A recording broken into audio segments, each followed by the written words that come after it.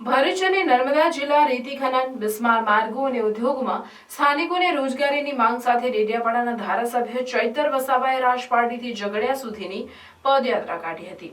આ મામલે ઝઘડિયા પોલીસના પીઆઈએ ધારાસભ્ય સહિત 13 વ્યક્તિ સામે મંજૂરી વિના પદયાત્રા યોજી હોવાનો ગુનો નોંધાયો છે। આ મામલે ચૈતર વસાવા જેલ ભરો આંદોલનની ચીમકી આપી છે।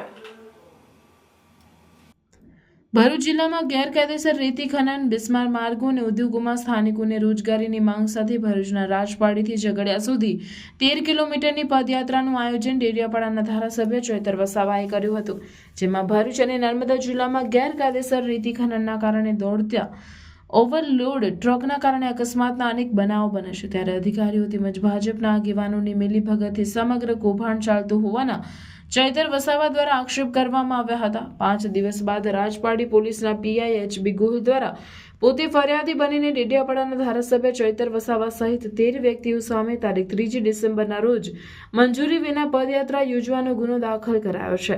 આ મામલે રાજકારણ ગરમાયું છે, જેમાં ડેડિયાપાડાના ધારાસભ્ય ચૈતર વસાવા એક વિડીયો દ્વારા પોતાનું નિવેદન જારી કરીને જણાવ્યું કે 3 ડિસેમ્બર મંગળવારના રોજ રાજપારડી બિરસા મુંડા ચોકથી ઝઘડિયા સુધીની અમે પદયાત્રા યોજી હતી।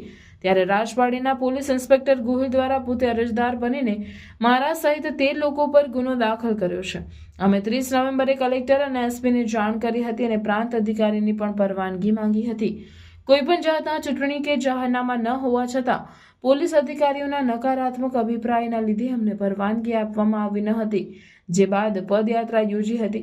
આ પદયાત્રા દરમિયાન અમે કોઈ પણ ખાનગી કે સરકારી વ્યક્તિને હેરાન પરેશાન કર્યા નથી અને અમે કોઈ પણ જગ્યાએ ટ્રાફિકને પણ અડચણરૂપ બન્યા નથી। છતાં પણ પોલીસ ઇન્સ્પેક્ટર ગોહિલ દ્વારા મારા પર ખોટી એફઆઈઆર કરવામાં આવી છે। આજે પણ એક મહિલાને ટ્રક દ્વારા કચડી નાખવામાં આવી છે। અઠવાડિયામાં 2-3 યુવાનોને આ રીતે કચડી નાખવામાં આવે છે, ત્યારે કેમ પોલીસ અધિકારીઓએ આ વાતને ધ્યાનમાં નથી લેતા અને કેમ એફઆઈઆર નથી કરતા?